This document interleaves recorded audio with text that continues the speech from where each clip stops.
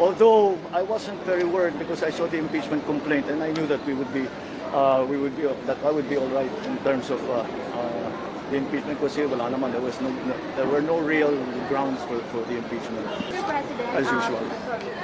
kanina po na-transmit na ng House Secretary General ang dalawang impeachment complaint laban kay Yes, Sara. yes. Ano po yung reaction ng partido?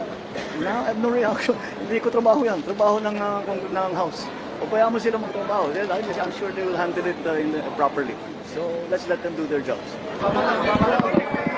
Naging na lumalabas na yung ating mga linagay para sa healthcare sector ng para sa ating mga kababayan. At we have begun already to feel the effects of the appropriations that are coming. At it's a very happy day because we ground broke for the all of the sciences that are necessary for the healthcare sector.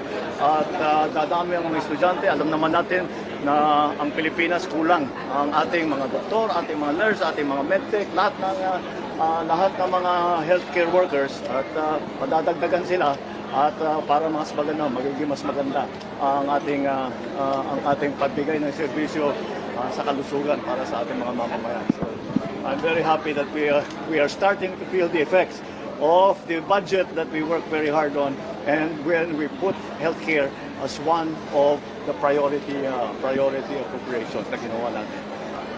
Not really. I mean, the House is doing their job. I'm glad that, of course, I'm glad that now the impeachment complaints against me have been are finished, and as the statement that we made earlier, I'm happy it's done, and we can get on with our work. Because these things are distractions from the things that we were doing. Although I wasn't very worried because I saw the impeachment complaint and I knew that I would be all right in terms of the impeachment kasi wala naman, there were no real grounds for the impeachment.